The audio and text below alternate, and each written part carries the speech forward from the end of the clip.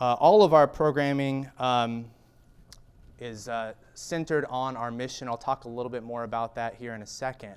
But everything we do here is based on the purpose of the memorial and museum. And so if you would, join me in a moment of silence as we come here to remember those who were killed, those who survived, and those changed forever.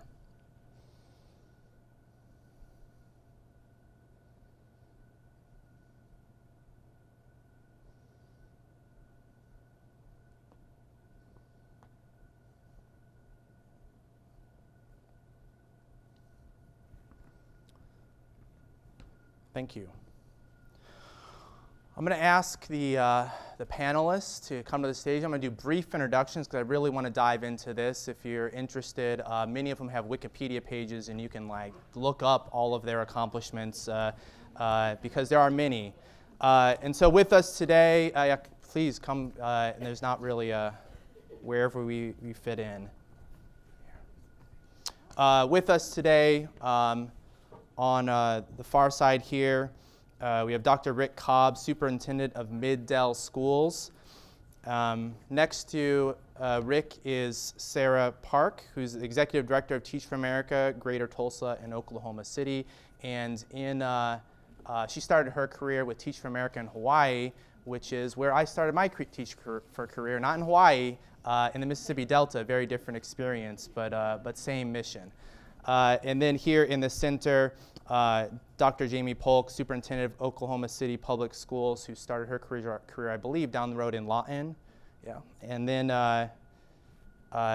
Cecilia Robinson Woods, Superintendent of Millwood Public Schools, the longest or tied for the longest serving superintendent in the metro area.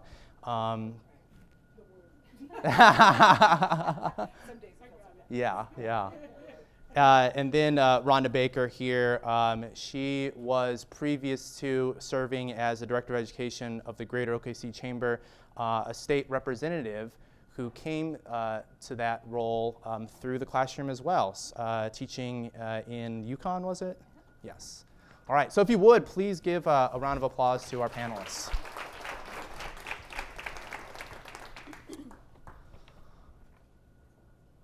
Okay, I mentioned that we'll just dive into the mission statement a little bit more. When thinking about topics, that's always where I start. And there's a line that stood out to me coming from education as soon as I joined the team here at the memorial. And it says, a learning center should be participatory and should instill an understanding of the senselessness of violence, especially as a means of effecting government change. It should convey the imperative to reject violence. And this is, as I was coming on board at the memorial, there were also all these articles coming out about just kind of the state of the world at the time. And there was this concern that, something like what happened here on April 19th, 1995 could happen again if we don't take care of our society. In particular, there was this article that said that the alternative to violence, right, political violence, is our peaceful democratic institutions.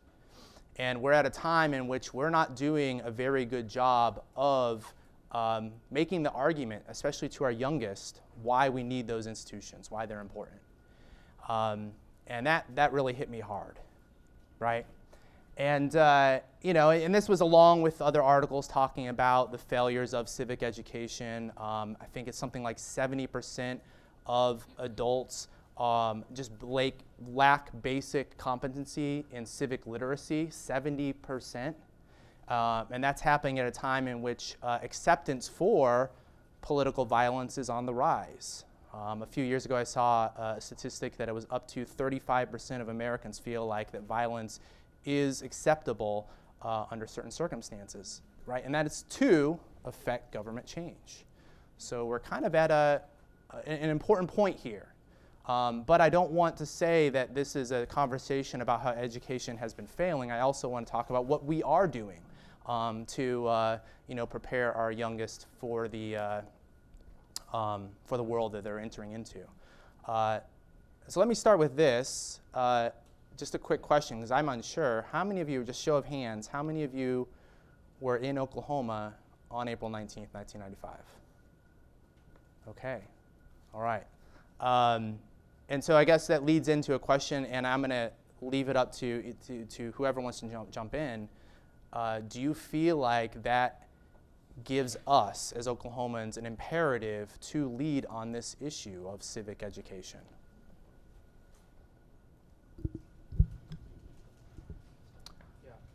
I'm sorry, yeah, flip all. Yeah. Here, flip.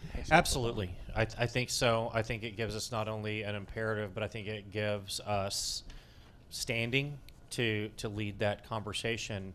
You know, I was teaching high school English in Mustang at the time. I was actually in Stillwater for professional development that day, but I was a high school English teacher in Mustang on April 19th, 1995, and my students had a million questions. 4 years later, when Columbine happened, you know, at that point we have internet in the classroom. In 95, we didn't. My students wanted to know what's happening in the world, you know, and on 9/11, what's happening in the world.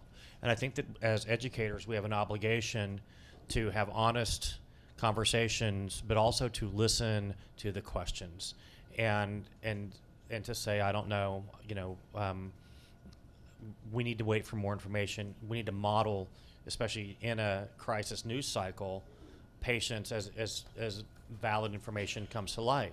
But as Oklahomans and as people who experienced all of that, I could have real-time conversations with my students, with their families when I was a teacher. The students we have now, they weren't alive for that. They might even have parents who weren't alive or weren't cognizant for that. So I think it's imperative that we talk about how we got here and what it means to be in the space that we're in right now. I think definitely the bombing gives Oklahoma the right and the responsibility to leading these conversations, but being just one day past the anniversary of Miss Clara Luper, right, hosting a sit-in to begin to have those conversations in Oklahoma City, I think we have historically led in those situations, and I think that the bombing just reminded us of our responsibility to lead. Right, yeah. So for those who are unaware, I hope we're all aware of Clara Luper, but I think it's interesting that the sit-in movement began in Oklahoma City on Robinson Street at Katz Drugs, and that's just down the street. And this is also on Robinson. And so in one case, you have political change happening because of peaceful, nonviolent protests. And in another situation, we have the attempt to create political change with violence. So the juxtaposition, I think, does a lot for Oklahoma City in talking about these things. And we are sitting right across the street from the post office that's named for Miss Luper for that very reason. And so even on Jamie Polkins, I just want to ensure, before I go too far in, I want to say a very special thank you for having us, because what will change us is this in regards of the conversation. Sometimes you just have to stop and come, I say, to the table to talk.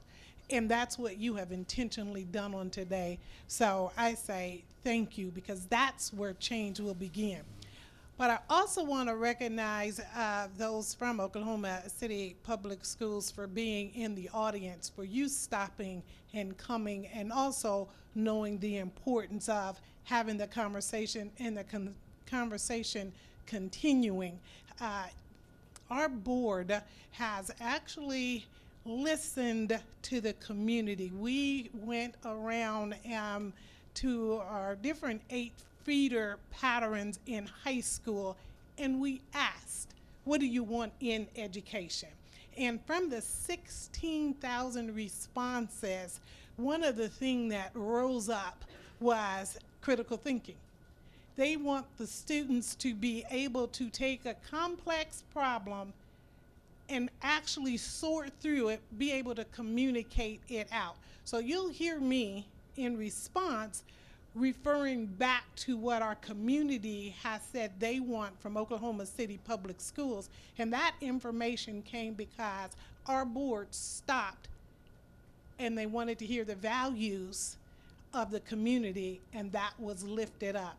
as well as this past Saturday, we hosted the lunch for Clara Looper at the Clara Looper Center. And so you say, well, big deal. Big deal. First time ever in the 67 years. My grandmother used to say a closed mouth doesn't get fed.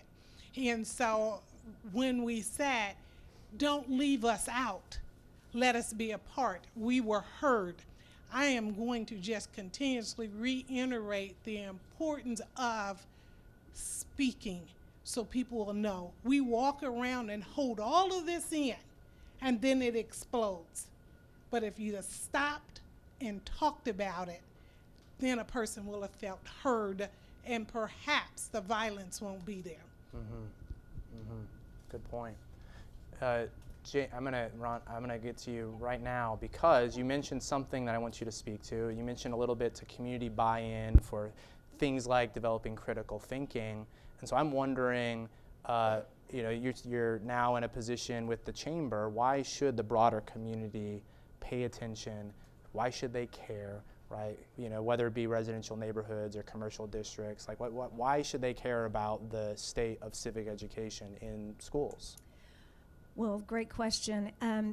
One of the things I want to talk about is Dr. Polk and I are part of a group called the Oklahoma City Compact. And we meet once a month. And one of the initiatives that we're taking on and the Chamber is really passionate about is workforce development. Dr. Polk is very good about coming every month, and we talk in length about what they're going to do to really try to work on students and making sure they're workforce ready and so forth. But one of the things that we talk about quite often is that many of the students that they see, they don't have soft skills. They do not know how to look someone in the eye, shake a hand, have a meaningful conversation without it being in little bits and pieces. So they really struggle. They struggle, putting a meaningful word to explain what it is they're trying to express. And so anytime we work on civics education, we are working on building those skills. That is one of the things very interesting. When I served in the legislature, those statistics that you were talking about, 70% of the students, can't explain, basic information like what are the founding documents, who were the founding fathers, blah, blah. We made the initiative that we were going to make sure that students had some type of a focus in school. And so currently they, as a graduation requirement, they have to pass the U.S. Citizenship test. Was that necessarily the correct avenue to make sure they're understanding civics? I mean, I think that can be debated, but we knew that there was a problem, and students have to understand, and frankly, a lot of people, adults, have to understand it as well.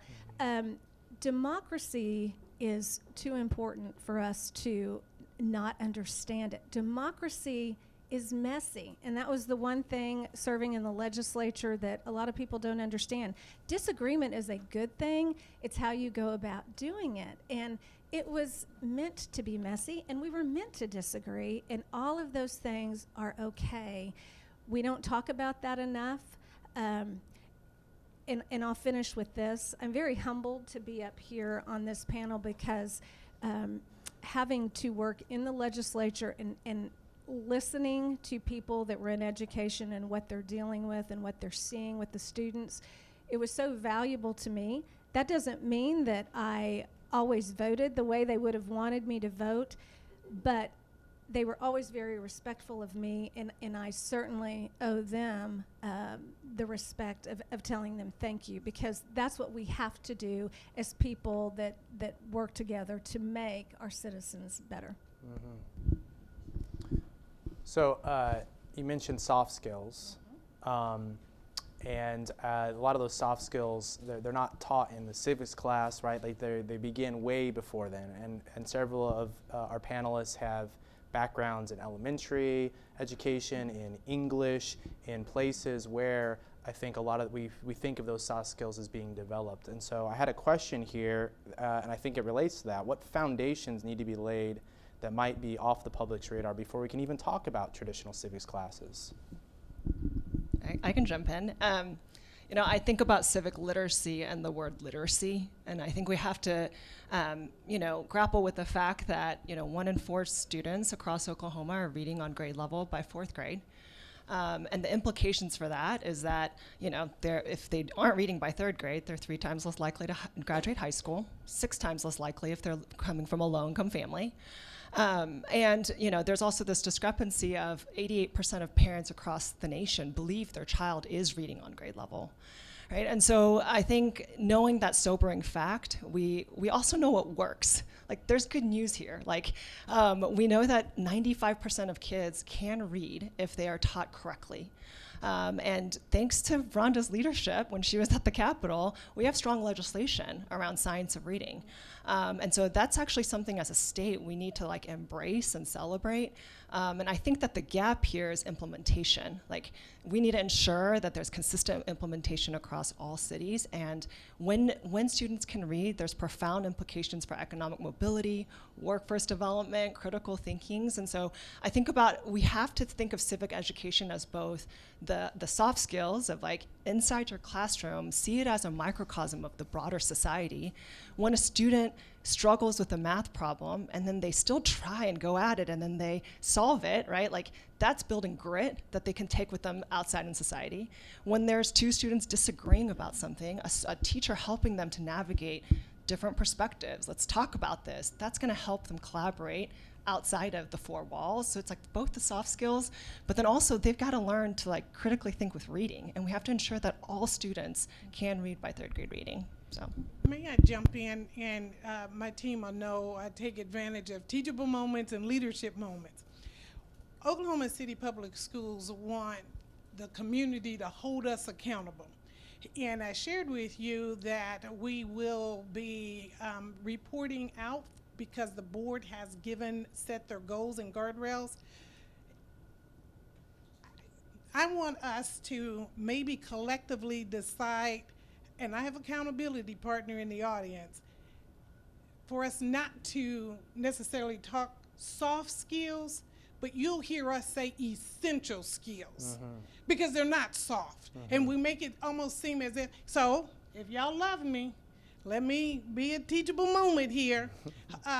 Because when we go to report out in regards of how we're doing, you won't hear Oklahoma City Public Schools say soft skills.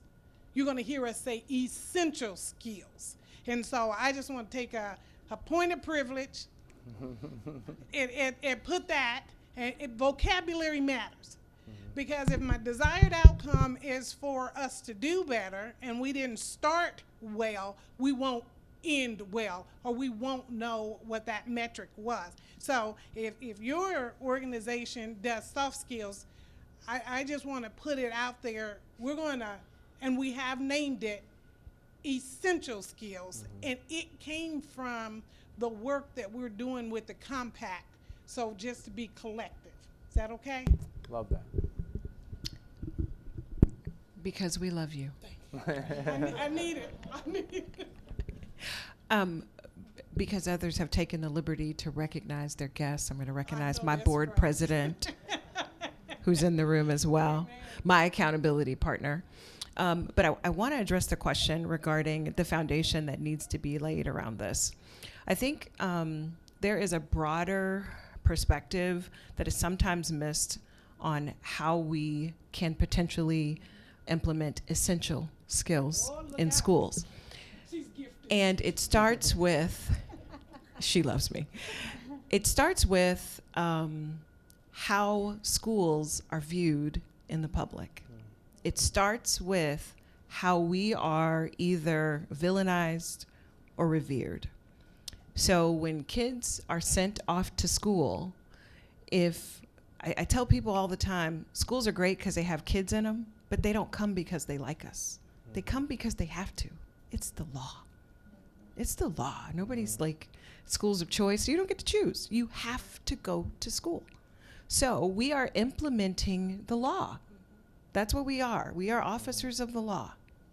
And so when people don't see us as such, then civility breaks down, right? The simple ability to problem solve becomes well, I don't like the way that teacher handled that with my kid, because they don't see us as officers of law, right? The rule of law. So what we're teaching every day, outside of just literacy, reading and writing, are these essential skills that we all, everybody, is responsible for, not just schools. And so, however we're seen, I mean, it's so much more fun to get on this Mid-Del website and talk about Dr. Cobb than it is to hold Dr. Cobb accountable for his job. I'm here for it. You know what? I know you are. It's on, Cecilia. I have zero doubts. But that's more fun, right? And then those are the things that receive more likes and more comments than, Dr. Polk's laying out her goals and getting feedback about how families feel. So I think publicly, when you talk about the groundwork, we have to speak differently about schools. Period. It's a very good point. You look like you're about to jump in with collaboration. Well, I was thinking about a couple of things. So I'm going to throw out my colleague that I'm going to introduce, Lee Copeland, my colleague over there, since we're introducing people. And Lee is really good about working on that Oklahoma City Compact with Dr. Polk and I. Yes, the way we talk about schools. This is the sad reality of where we're at today. We have got parents that, and I'm a parent, so I can talk about this, that do not act as proper role models about schools and about teachers with their children. So I'm going to kind of talk about my experience as a teacher, as a parent, and then as a legislator, because it all ties together. As a teacher, I can remember the parents that would be the maddest about something that would come in. They'd only gotten a snippet of the story. So then when you sit them down and you calm them down and then you tell them the whole story, then it's different. Okay, legislator, same thing. I would get calls, emails from constituents that knew about half or maybe even a quarter of what was even said on a bill or that particular law, because we live in a world of just snippets. And so people don't ever get the whole story before they react. And so I dealt with it on that side. As a parent, I can remember I was probably the worst because, well, you could look at it as a positive or a negative, I don't know. But I never really believed my child because I was a teacher and I knew exactly what was going on. So I never believed in them when they had to come. So they quit coming and telling me things because I wasn't going to be on their side. We have to have a little bit more of the respect of the adults in the room. And the parents have got to be role models for that. Now, there's a lot of parents that I talk to that are the same as I was. But because we're just evolving in a world where you second guess everybody before you listen to them, we really have to get past that.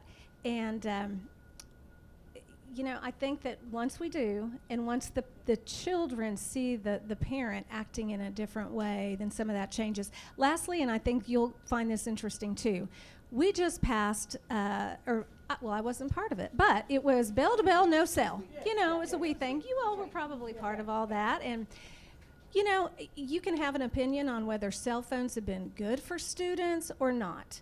They can talk about that in length. I can remember teaching when cell phones and them kids wanting to have them all the time were starting to become a problem. I got out of that classroom arena before it really turned into something bad. But now we have this law, bell to bell, no cell. The legislator that actually passed that bill now has in her district negative mailers going out about her, and the way that has been twisted against her is that she's taken away the ability for students to be whistleblowers for all of the negative that's going on in school. So got to, we have to all be aware. There's more to the story. Make sure you're getting the full story before you react. And I think that all of us are guilty of it, but kids are watching us, so parents and adults in general have to be better. I'll get off mic. So, Stephen, I kind of want to go back to the first question. I want to, you asked about the imperative that we have as Oklahomans, and I kind of want to feed off of some of what I'm hearing. I became a teacher after watching my mom as a teacher and having so much respect for what she did. She taught special education for 29 years. And that's one of the reasons that I became a teacher. My wife taught for a few years before going into private business. My middle child taught for a couple of years before moving to Texas. And now my youngest is teaching in Colorado. And I think that a lot of that is the respect that they have for their profession, because hopefully something I did, probably not. But what I would love it if my youngest child wanted to teach in Oklahoma, and she doesn't. And a lot of it has to do with the way public education is treated in this state, and it's not everywhere.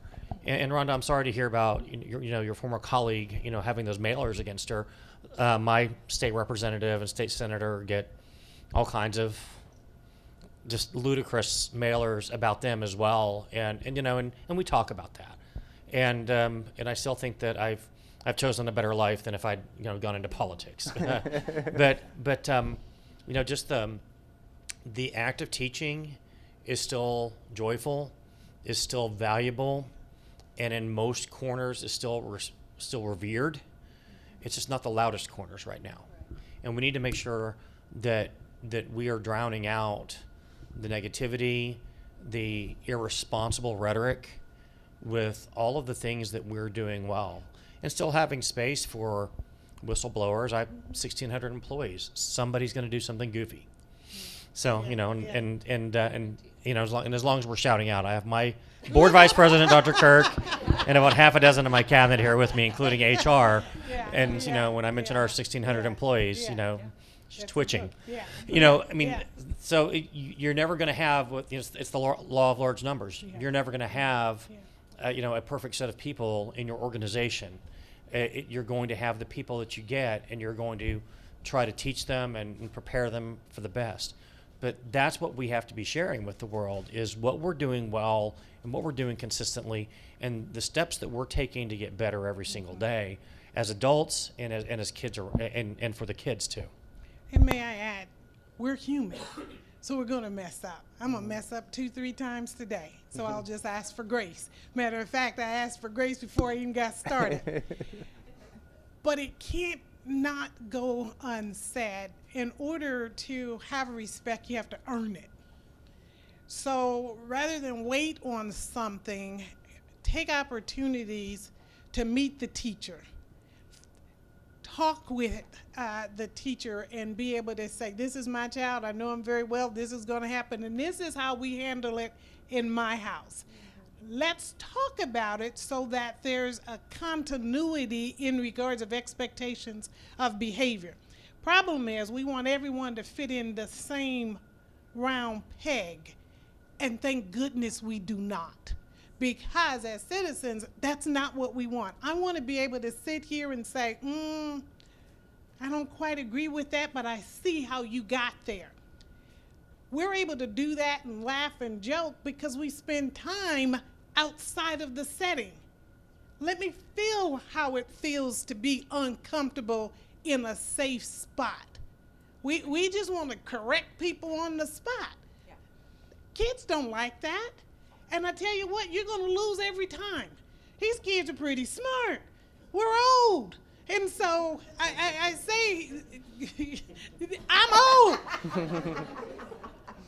And I hope if you get nothing else out of this in regards of what's imperative for our students is for them to have understanding adults in their corner. Mm-hmm. And all they need is one, and it could be you. We say that student outcomes won't change until the adult behavior does. And it's going to start with me. What am I going to do differently? And so no two parents are alike. I just recently heard the best she can do is get 1% better than yesterday as a parent. Guess what? Teachers are the same way. We're not perfect. We're just going to get better at least 1% each day. How did I do? I'm not even asking, was that your best? And if they say yes, that's where I get to coach. You see what I'm saying? Because I want better. And that's it. So, guys, we're not going to get it. But talk to me. I can't guess at it. And it's going to be uncomfortable. But you just start out with, girl, it's going to be uncomfortable. I know that's not why you came here today, but let me. But you're going to get better. We're going to leave this room different. And I'm just going to bring this full circle. When I started the conversation or started this piece with how schools are seen, we are models of democracy, 100%. So how teachers engage with families, how families engage with teachers, it's the same way that her constituents engaged with her when she was in the legislature, right? They got questions, they got concerns, they want to reach out. How do you reach out? How do you know? Probably, and I've never seen this because Sarah is my numbers person on here. What percentage of parents actually reach out to their teachers on a regular basis, right? I would say it probably mirrors the numbers that vote, right? Right, 20%, right? If you think about it. So I'm just saying, we do mirror democracy. So okay, if we parents, start calling right now. You know, and I don't mean when it's bad. I mean regular, right? Because that's the same as voting. When it's bad, everybody votes. When it's not bad, 20%. One of the grounding virtues was patience. But how do you get patience but through a trial of some sort? And so I don't know, I just feel like I'm preaching here a little bit. But this is exciting because it starts with the conversation. And so here we go. We've been talking about a lot of the challenges that we're currently facing, right? Whether they be man-made, like we're doing it to ourselves, or maybe it's the development of technology. We've been kind of dancing around a lot of that. I'm wondering, is K-12 education adapting? Does it have to adapt?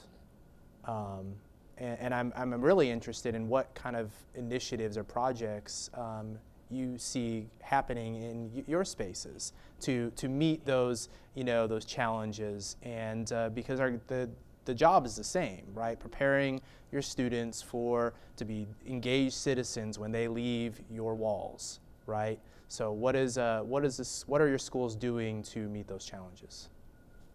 I must start, and then after this, I'm not saying anything else. Okay, I'm through talking. You take the mic.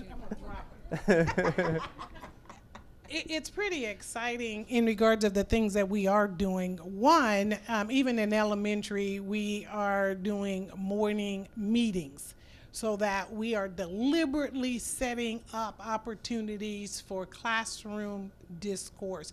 We literally train, teach in regards of how do you respect someone else's opinion. And I'm going to call Peter Brown out by name because he recently hosted Civics Day there at the Clara Luper Center. Phenomenal to see. And these were not just Oklahoma City Public School students. These were students across the city who were charged with solving a real world problem, down to sidewalks or the lack of, to teacher pay. It was a gamut of, and they literally had the great room set up as a major science fair. And under Peter Brown's leadership, the students stood, and you kind of did a walking museum, and they shared their concept or how they would solve for. One particular group of students collaboratively wanted to change teachers' pay. And so they kind of did their pitch with me, and I asked, okay, if I can't change the pay, do you think I could get with city officials and maybe get them free gym memberships, or when they go to different places that they can get different discounts? Because the monies come from one pot, what else could we do? Because if you're in education, you're in it because you love it. You don't do this to get rich. I can do something else to get rich. You see what I'm saying? And it was, I'm going to tell you, this young lady now is in the pipeline to become a teacher. Yeah. Where she fought and it's like, there's no way I'm going to be because of that event, she's now going to be in the field of. So that's what we're doing. We're stopping and allowing students in a safe environment to solve a real world problem and listening to them. We so want them to go do an assignment and then walk away. Allow them the opportunity to tell you their why. And then we go from there.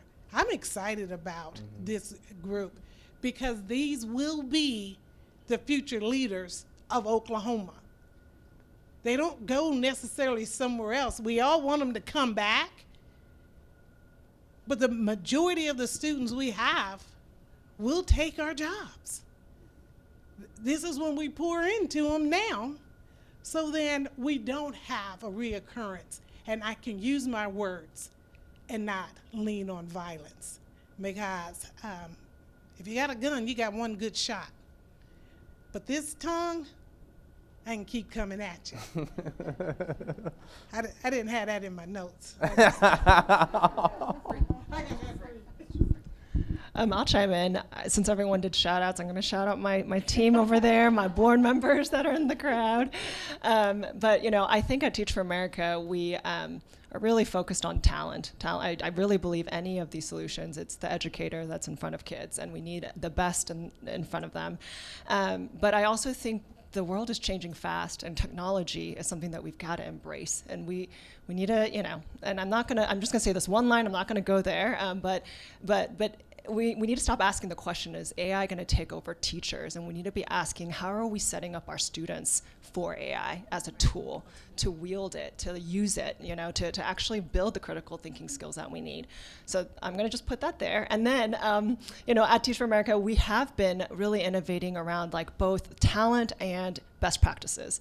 So we know that high dosage tutoring is critical, especially to address learning loss from COVID. And so we have launched a tutoring program called Ignite. It's a virtual tutoring program. So there too, right, lies in a different framework. I think people are like, does that work? It's virtual, but that's the world our kids live in now. They interact with people virtually.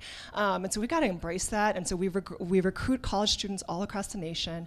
They tutor students 4 to 5 times consistently during the school day, because research shows that students grow the most when it's happening during the school day.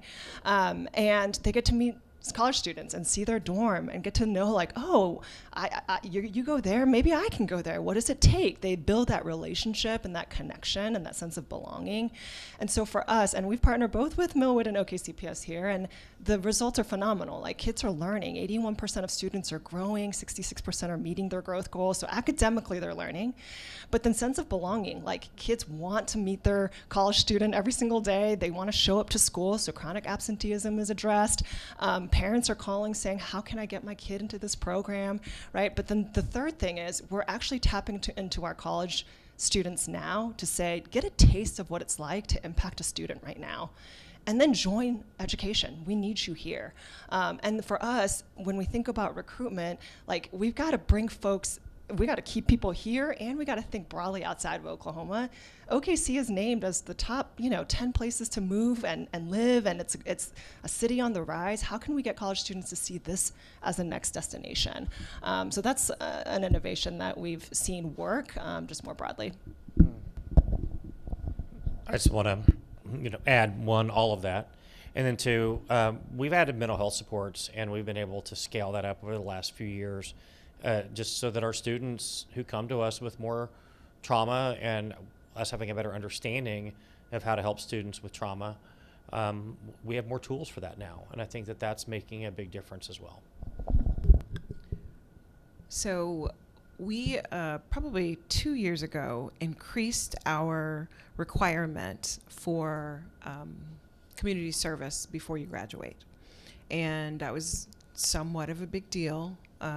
Wasn't met, everybody didn't cheer for it.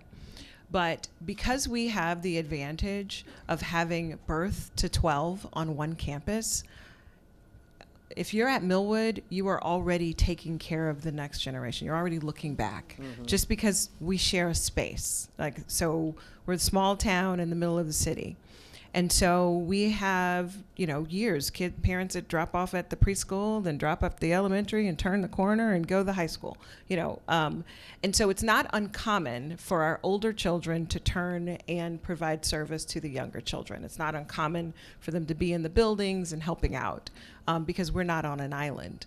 But we thought about the increasing of the community service hours because as a citizen, we have to learn that the next generation is our responsibility. And that starts with however, you see yourself in your community. If you believe that your problem is the worst problem that exists, it's very easy to enter into apathy, right? Like, it doesn't matter. My vote doesn't matter. They never do anything for us. But when you go and you volunteer and you help out someone, even if you're not less fortunate, if you're just younger and you just don't know, right? And so increasing that opportunity for kids to provide that service is a way that we feel like we instill civic education. Because if you don't like it, right, if you find out something when you go out and you don't like it, then you know you have the power to change it. And so I think that's hugely important. One of the things that we do, one of your other questions was, is education keeping up? I'm going to piggyback on Jamie's statement. We're old, right? We're old. And that's what happens, right, in schools. And unfortunately, the design of schools is generally for the comfort of adults. You just have to, right? They're your employees. And so you can only push so hard. And so if AI is where we're going, I can say this because my mom's not in the crowd, but my mother is a reading tutor at Millwood who never used to check her email until COVID. And then she's like, what do I have to do? And she taught forever in Oklahoma City Public Schools. I'm like, they're going to write you up. Check your But it was just something that she just never had to do in her profession while she was still teaching. So when she retired, it was never a habit that she developed. Well, now she does. She checks her email. But I say that to say, when we have people in the profession for a long amount of time, it's the Titanic, to get them to adjust. But when you empower children, I tell people all the time at Millwood, one of our 5 bold goals is self-development and student voice. I'm about to take out the student voice. My kids have so much voice. One's probably texting me now, like, why aren't you on campus? But but they are empowered. And so because we hear their voices during the day, they tell us what's not working, right? They are telling us. And so you have to create an environment within schools where student voice is how you're, leading. That's a hard sell when everyone you answer to are adults. Yeah. Like, why are you guys doing that? It's what the kids ask for, and that's how you kind of end up you have to have credit to my board, who might hear complaints, that just understand that if that's what's going on, it's because the kids have bought in, right? And so I think that's how you support the development of civic education, because if they believe they're in charge of their own learning, they're more than likely to graduate and believe that they're in charge of their own lives. I'm going to add to this. I love what you say about community service, because that is something that, you start small. You have ownership in your school, then you have ownership in your community, and then it goes from there. One of the greatest exercises in democracy, I think, for young students, and they're not even really young, high school kids, is the page program at the Capitol. Every week, we would get a page that was assigned to us, and it was always so interesting to hear what they learned by the end of the week, and they would learn so much. But one of the things, and it goes back to our conversation about civility, that they thought was so shocking was that people from different sides of the aisle, that really they're kind of friends. I mean, we really are. And so, students would sit and watch, and they'd be on, we'd be debating, and there would be, a Democrat and a Republican, and they're going back and forth debating, and then afterwards would go over and shake hands or say, good job. Even if the bill that you really don't like got passed, they would shake hands over it. And that was so shocking to the kids, and that was the one thing that they figured out by the end of the week, and all students need to learn this, is that you really can disagree and be kind and like each other. And we don't see that on TV, because to go back to the little snippets of what you get is you always get the yelling and all of that. One of the things that takes place at the Capitol in April is we always honor those that lost their lives in the bombing. And probably one of the greatest friendships that has come from that is from a female legislator that's a Democrat in the Oklahoma City area, and is very close friends to a cowboy from southeastern Oklahoma that has a twang, and they could not be any more opposite. But they have become great friends because of this, their love of the mission. And so if we can get more students to see the positives that take place from democracy, the better we'll be. And I'd like to share also, we have a superintendent's leadership council, and the students have an opportunity to share things that's important to them. And we then hosted a legislative breakfast, and the students were the panel, and they talked with the legislators. They not only shared in regards of how they felt about the chronic absenteeism and different things such as that, but they exchanged numbers so that they could then continue to be in contact with. And we were invited to actually come day one of the education committee and be able to open that session. These same students, and they then once again shared in regards of many of our students are working, which is why they're not at school. So everyone who was not there, he was like, oh, they're bad. They're not. No, they're working. They're actually helping support their households. And just those relationships and them getting to speak at different interim studies, I believe made a significant difference for Senate Bill 711, where we no longer count chronic absenteeism against. And that was from the voice of a child. And the children spoke, and our legislators listened. And so that is how we're helping them in a safe haven. And then to go with the bombing, I love that it's chairs that represent those who lost their lives, because a chair goes with a table, and you can't hear my voice if you don't sit down and come to the table. So it's all full circle in regards of hear my voice. If you act on it or not, at least take time to figure out how I'm feeling and why I'm feeling this way, which is significant. So that's what we're doing to help our students. Yeah. We've had a student advisory board in Middell longer than I've been superintendent, and they've helped us come up with projects for our bond elections. And then last year, and we've had them do legislative breakfast too. Last year we took SAB to the legislature, and Brenda Stanley got us a room, and basically it was kind of our home base. And we had members of our legislative delegation, and Middell goes all the way from Millwood to McLeod, so we have urban, suburban, and rural areas of our district, and so we have a wide range of representatives and senators, and so having them cycle through, we went to some of their offices, we got to walk through the galleries, and walk by several committee rooms. Somebody had a cookout, and they were passing by food that was better than what we brought them. But it was, it was interesting for them to see kind of a day in the life of the legislature. We walked out, and there was a protest happening on the lawn, and we had to kind of take a circuitous route to the bus so that we didn't get in the TV camera shots on that. But again, it was important for our students to see that. And I just got back on the bus with them and listened to them have conversations about what they saw out on the lawn with those protests. I kind of agree with their point. Didn't like the way they were saying it. And having our students talk about civility without any of the adults on the bus having to guide that conversation, I thought it was really powerful.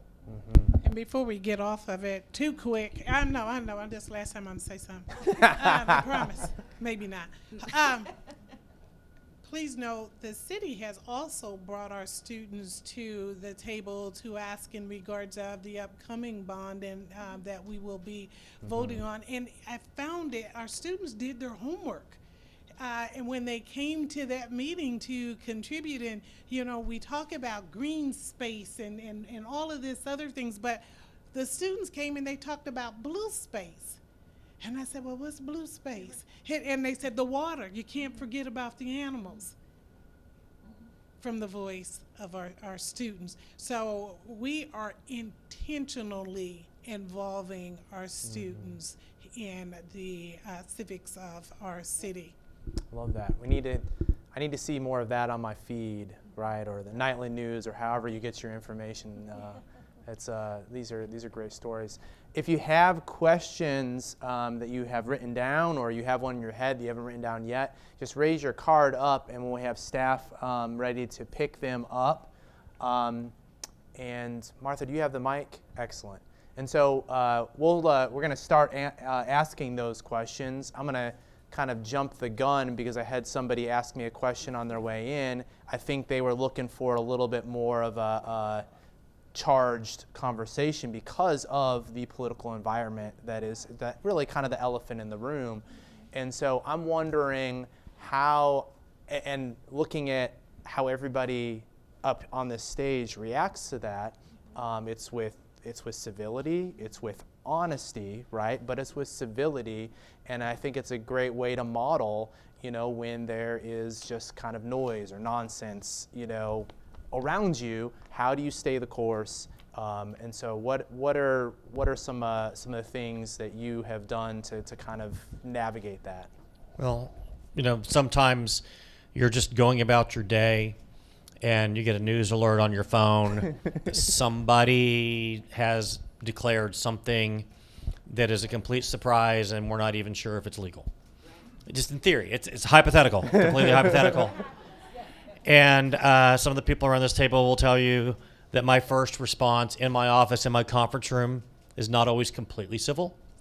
But then we have to have a public response, or the restraint not to have an immediate response. But just always have to fall back to the truth. Person X declares Y. If it doesn't affect us, maybe I don't jump in this fight.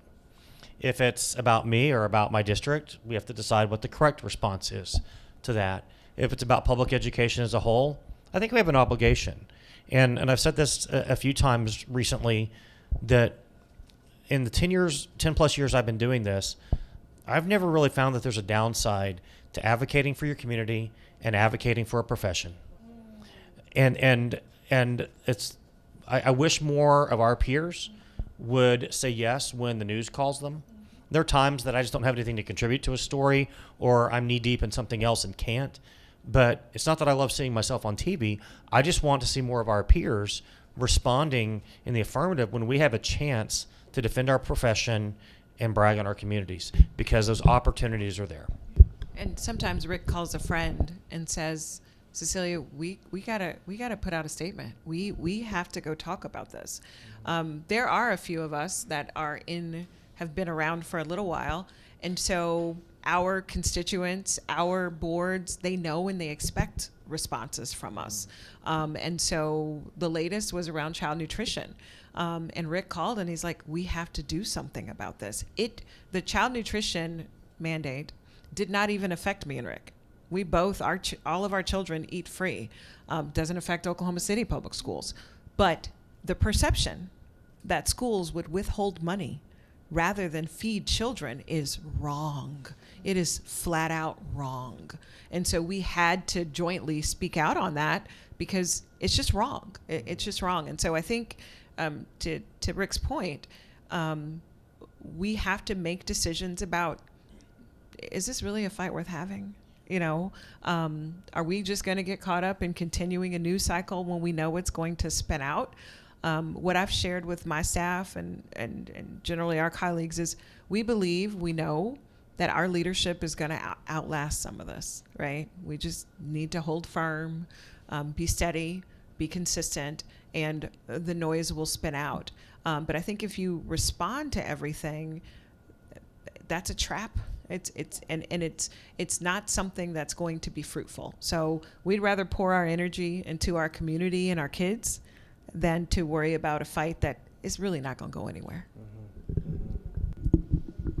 Yeah, I think a lot about just given the climate that we're in, what we talk about with our educators is, really holding not an either or mindset, but a both and. And I think it's hard to do that when you are dealing with, right, like some true, like, false things that are out there. But the more that we can equip our educators, because to our earlier point, they're the role models for our kids, to show them, hey, I disagree, or before I disagree, let me be informed.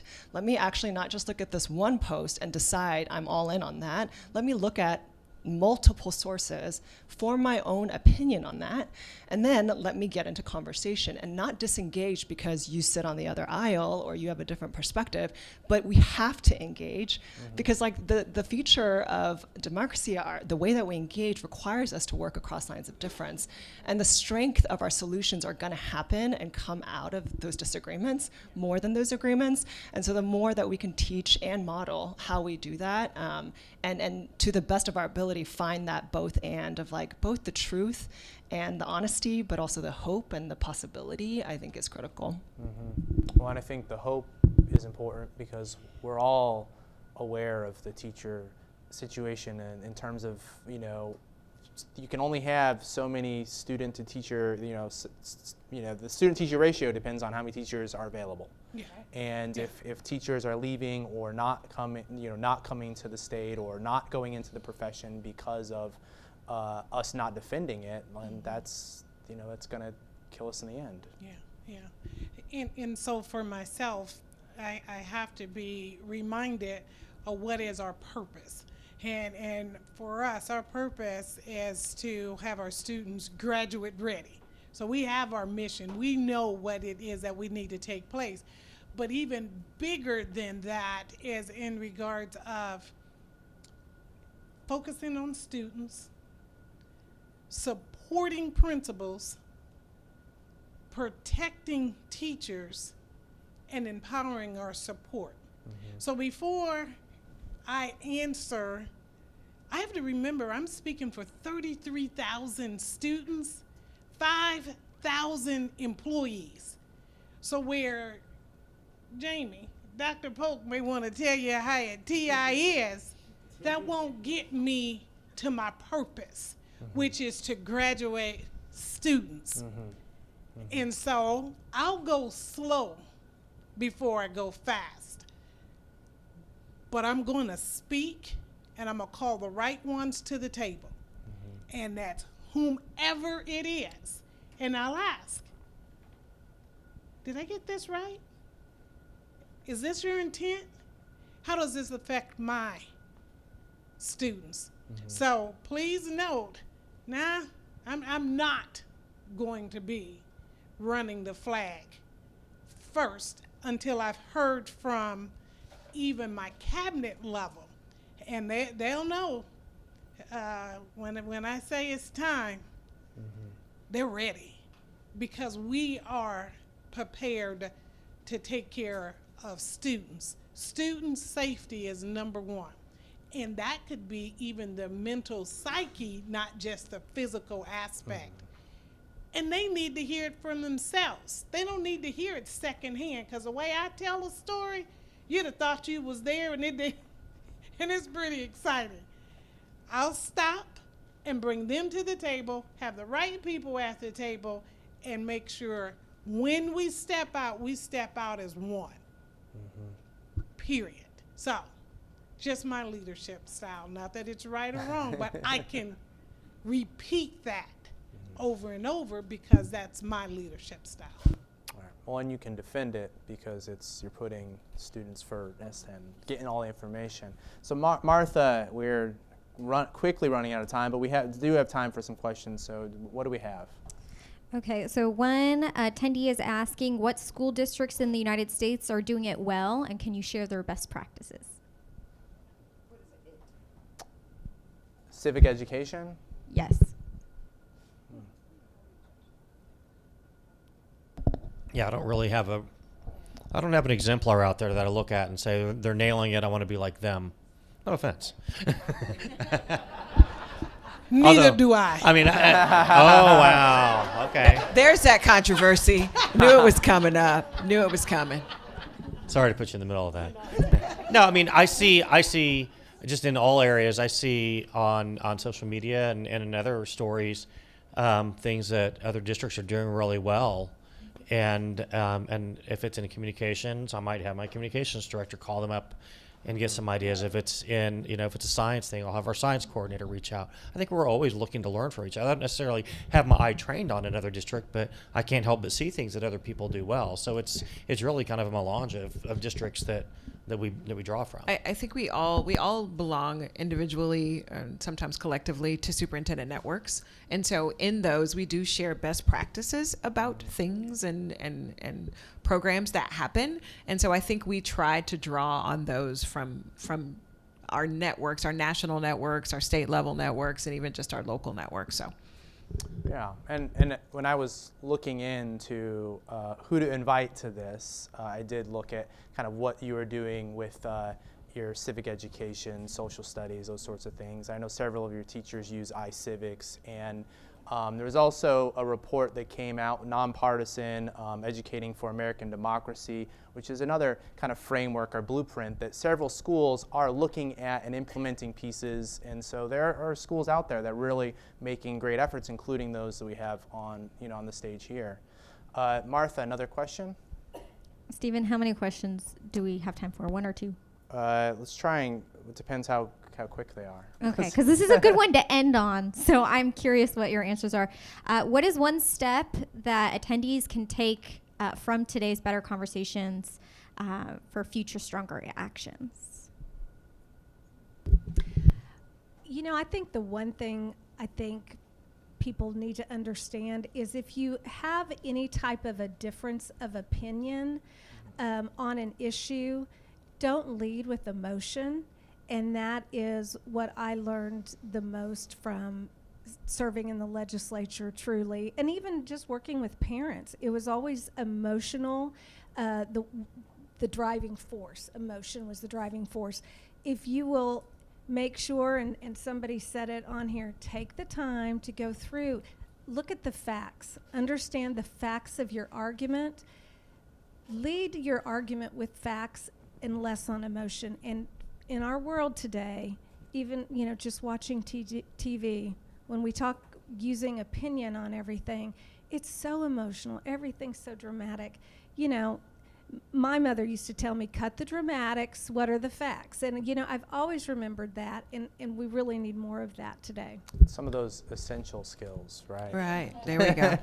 I would say most parents, if you speak to them and you ask them about their school, their child loves school and they love their child's school, right? There's very few parents that are, and I'm not saying they don't exist. I'm just saying most parents, their child is somewhere where they feel safe, where they feel happy.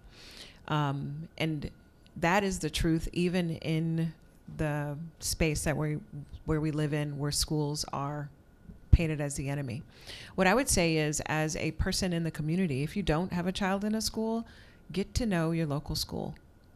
Adopt a school, go read in a classroom, just ask for a tour, because it's very easy to sit back and listen to the news and you hear what happened over at Middale and form an opinion and have no idea that same school that had that one, because we have humans in them, stuff is going to happen with humans.